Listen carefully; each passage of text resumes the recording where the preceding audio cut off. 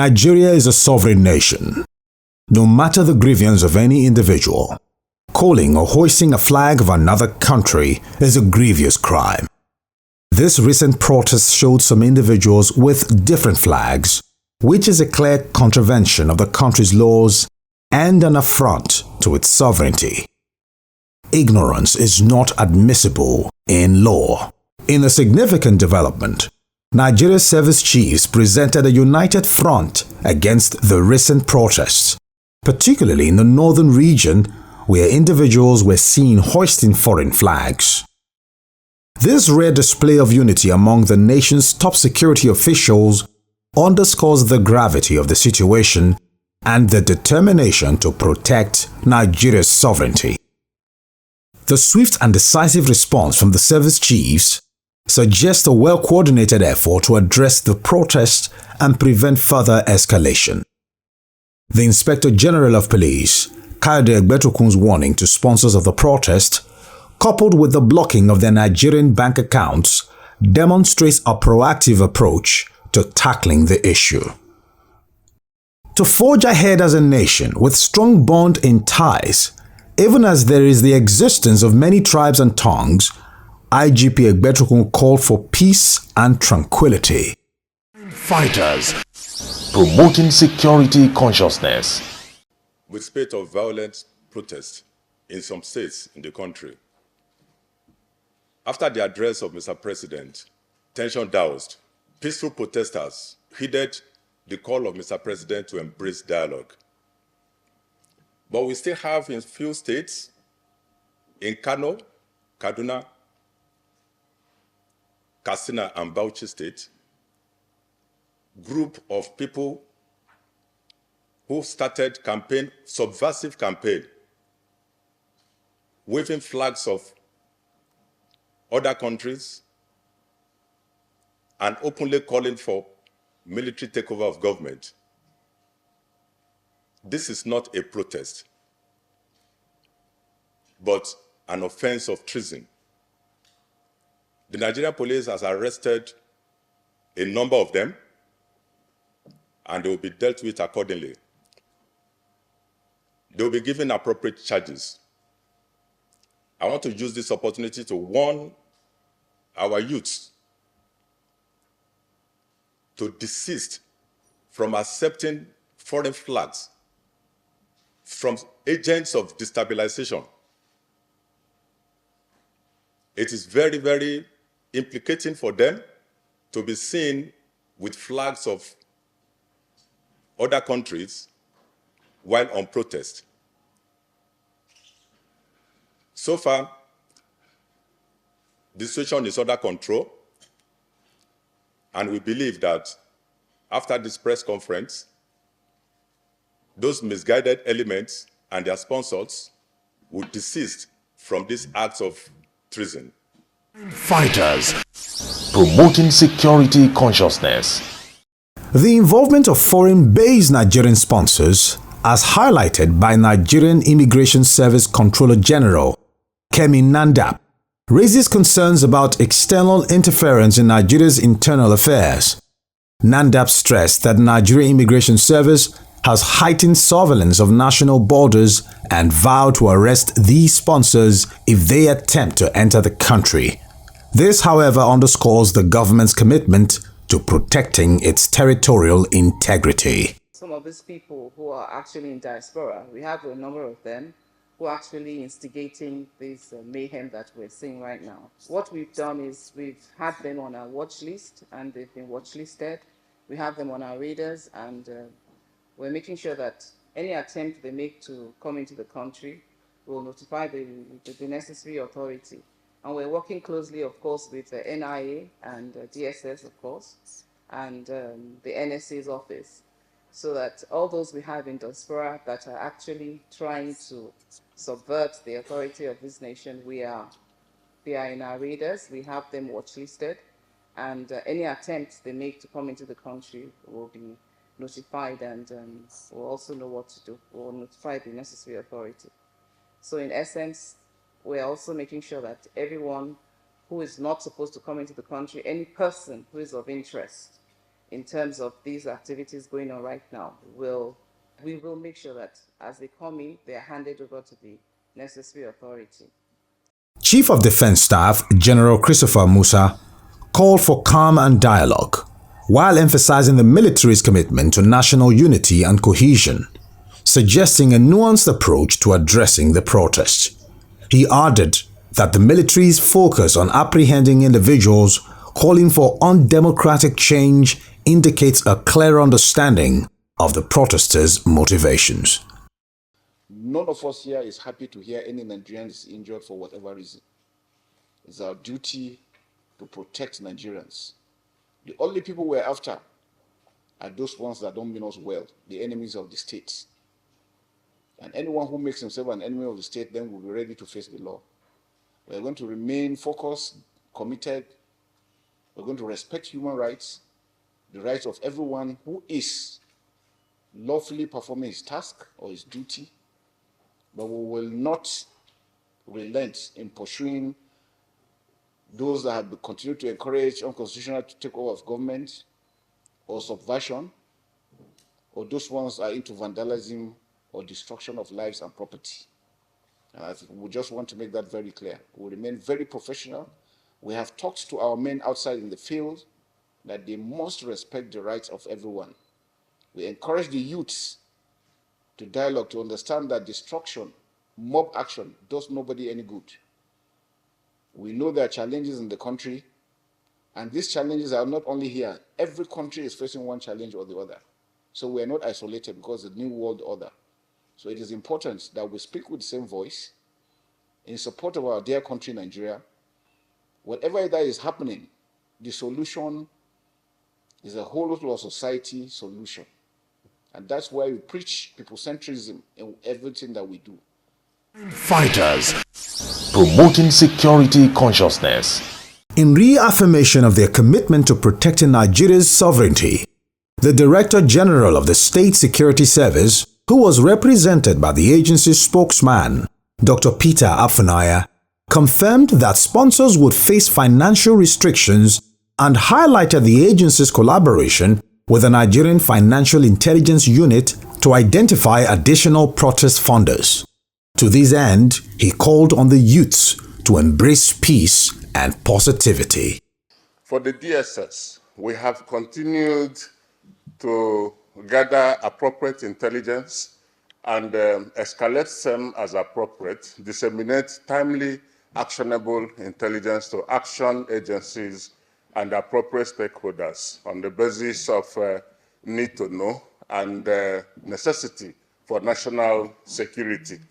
On the 25th of July, particularly, the service issued a very clear, direct press statement saying that, yes, protest is a democratic right of citizens, but this particular one is one that is going to be mismanaged by the organizers, sponsors, and participants. And we said we identified the funding lines, we identified the sponsors and critical role players in the protest. But were we going to start with arrest of persons and being combative? We said no. We applied moral suasion and multi-track diplomatic shuttle initiatives to appeal to the good conscience of such persons to say, down your tools, the government is already on top of the situation, doing so much, give the government an opportunity to also do what is needful. And the president has come out to say, yes, I have heard your complaints.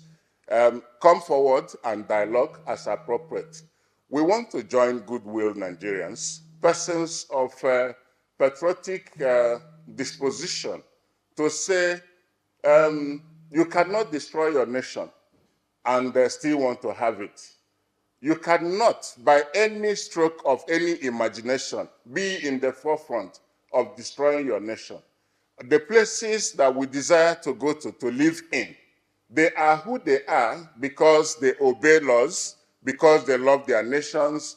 People protest but protest can also be of significant good if people adhere to the rules of engagement. Fighters. Promoting security consciousness. Not left out is the Chief of Army Staff, Lieutenant General Taurid Lagbaja, who reeled out the operational commitment of the Army to deploy resources to combat the violence trailing protests. Lagbaja said the attention of the Army had not been diverted from its main operational commitment of combating terrorism and banditry. He further condemned the protesters' hoisting of foreign flags on Nigerian soil as an affront to the sovereignty of the nation. There has been a different dimension to the security challenge in our country. We have witnessed wanton destruction of properties, loss of lives, and even stretching insecurity in our nation to the point of treason and subversion. The troops of the Nigerian Army have addressed this situation on case-by-case basis in conjunction with other security agencies. I want to, on behalf of the officers and soldiers of the Nigerian Army, state unequivocally that the Nigerian Army stand assured in defense of our democracy, of our peace, of our harmony, and we are not going to shift ground on that. Our return to democracy in 1999 as a nation cost us blood and treasure. So my appeal to youths is that what we have witnessed in the past days is needless investment of blood, of treasure, calling for an unconstitutional change of government. The Nigerian Army will not sit by and watch the nation slide into anarchy. Accordingly, the troops of the Nigerian Army will continue to work in conjunction with other security agencies in the population space to maintain law and order. Fighters. Promoting security consciousness. The Chief of Naval Staff, Vice Admiral Emmanuel Ogala, who was swift in his speech, said that the Navy had continued to work with other security agencies to ensure safety and security in the maritime domain and reiterated the commitment of the Navy to sustain its operations in the Niger Delta to ensure that the nation meets its oil production capacity. He said the operations had led to an increase in oil output and boosted the revenue generation from oil that would help the nation to meet the needs of the citizens. On the protest and hoisting of foreign flags, Ogala faulted the culprits and called for caution. Nigerians as citizens have a constitutional right to peaceful protest, and the President, Commander-in-Chief of the Armed Forces, President Bola Ahmed Tinubu, also equally recognizes this right and has given ample opportunity for people to air their grievances peacefully. This protest, which started in that light, of course, we can all see today that it has taken another dimension. We share in the hopes and aspirations of Nigerians for better governance, which the President has also enunciated in the recent speech he made.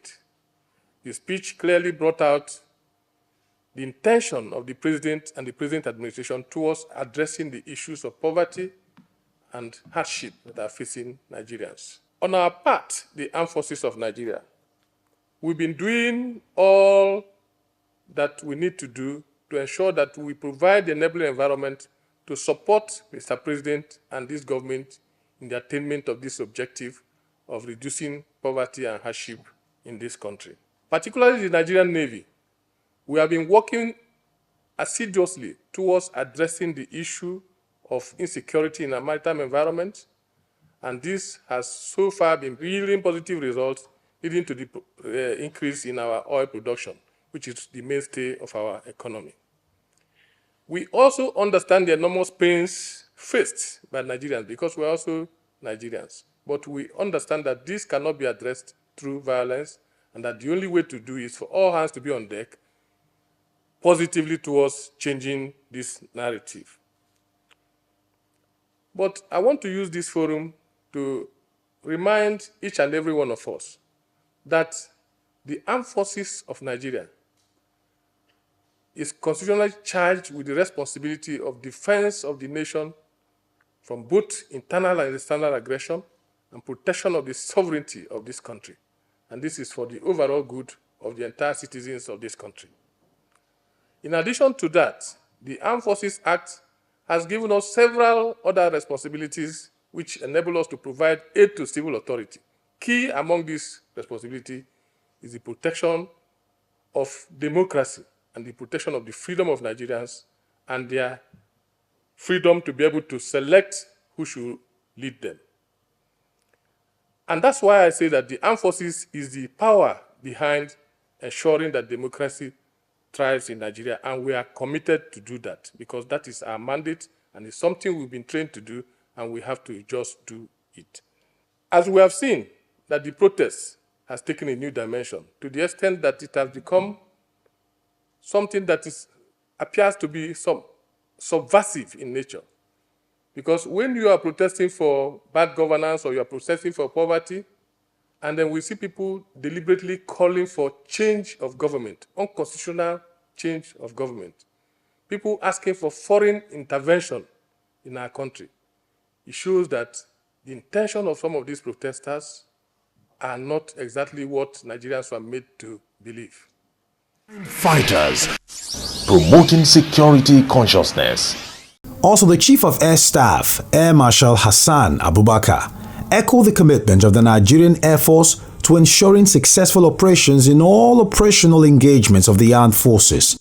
He said the military was mindful of its commitment to defending the territorial integrity of the nation and highlighted the importance of peace and clear dictates in any form of protest across the country. Abubakar intimated that the military will by all means protect the country, the citizens, and every territory across Nigeria.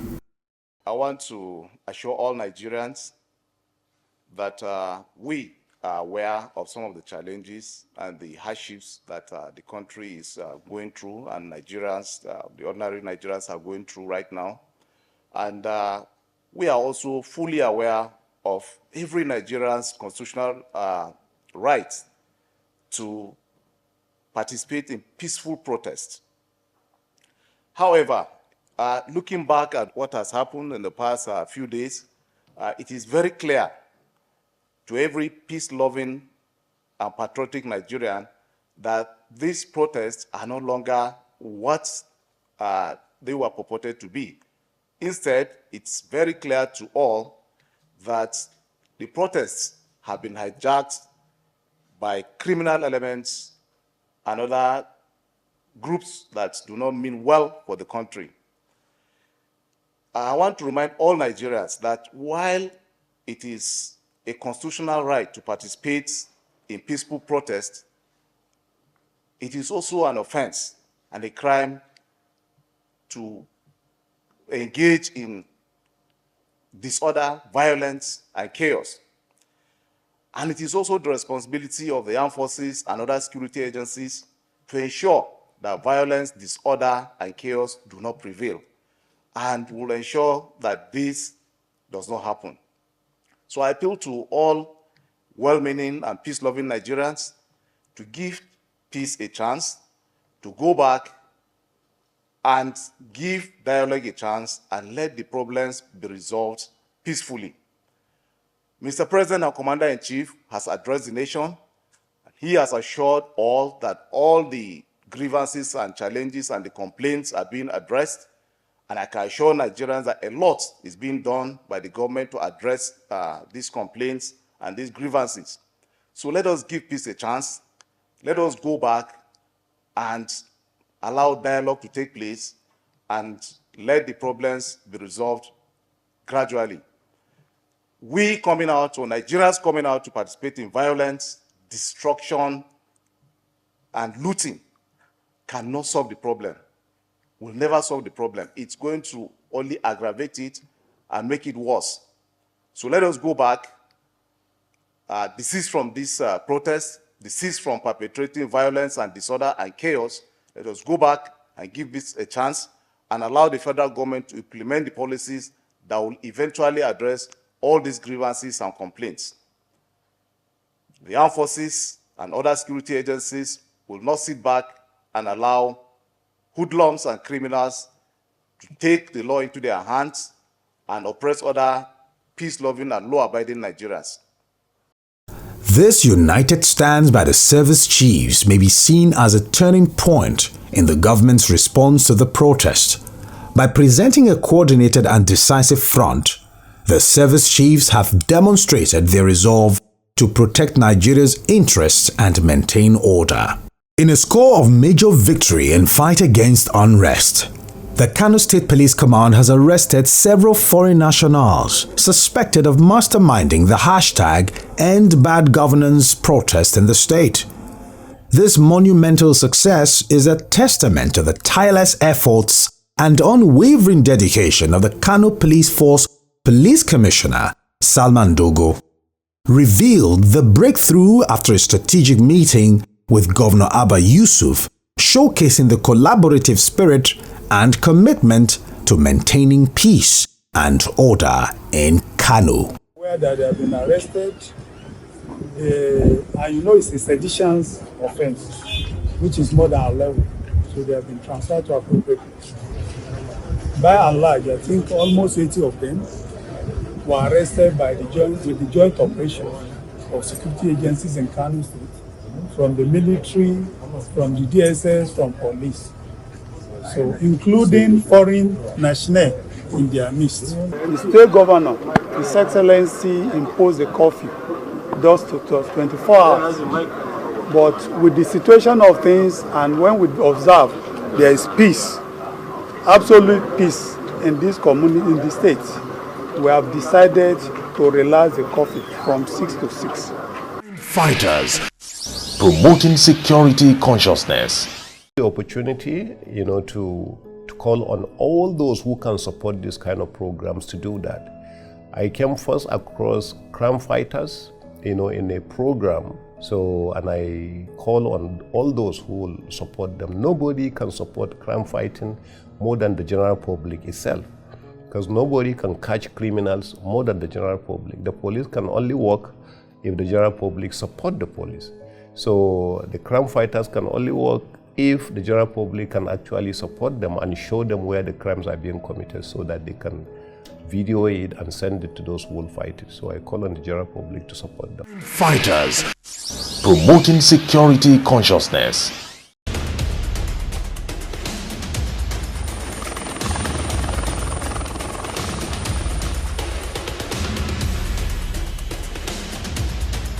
Fighters, promoting security consciousness.